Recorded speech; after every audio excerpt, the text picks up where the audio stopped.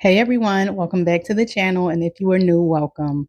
I almost didn't review this candle because after spending some time burning it and re-smelling it on cold, it started to remind me of something we had from Bath and Body Works before, which I've already reviewed but no longer have in my stash.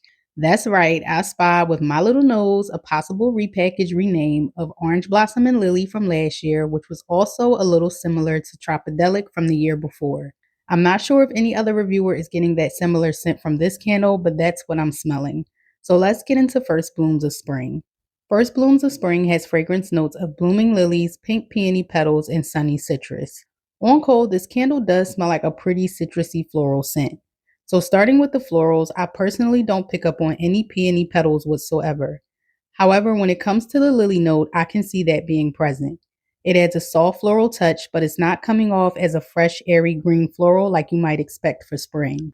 Now let's talk about the sunny citrus note because this is where things get interesting. Instead of a bright lemon, zesty citrus, or even a juicy orange, what I'm getting is more of a sweet orange blossom type of floral. It leans more perfumey and blended rather than fresh and vibrant.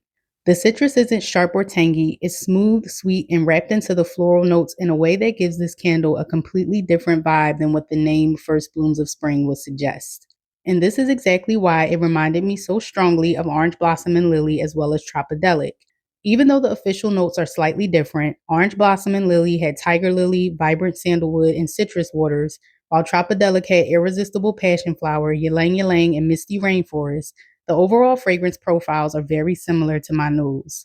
It's that same sweet, slightly tropical floral forward scent that doesn't really read as fresh spring, but instead leans more warm, fruity, and beachy.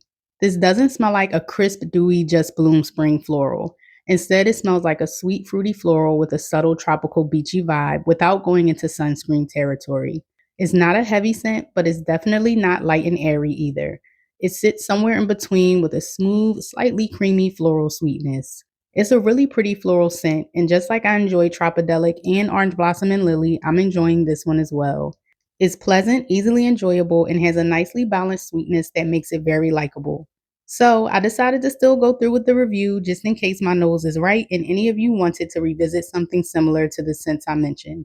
If you have either of those in your stash, definitely smell them. And if you burned them before, let me know how they compare so I don't feel like I'm going crazy. Now let's get into the performance. On my first burn, I did notice a low medium flame with ashy white tips. However, it didn't affect the strength and throw. Usually that's a sign for possible drowning wicks or struggling flames. Due to that, on the first two burns, I did choose to cotton ball it and I placed it into a hurricane to help it maintain a steady and consistent burn. As far as maintenance, I'm actually not trimming my wicks with this one. It's a slower burner, it's not producing any soot, and I really want to avoid creating puny wicks. These thick rope-like wicks aren't really getting super long, and sometimes trimming too early or too often can cause more harm than good with Bath and Body Works candles. So for now, I'm just letting it do its thing. Currently, I'm on burn 4 and it seems to be doing just fine.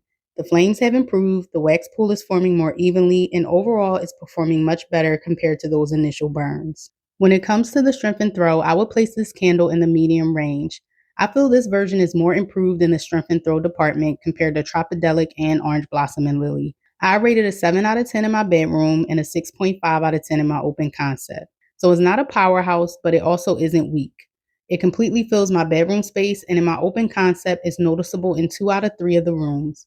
The fragrance is pretty consistent without becoming overwhelming.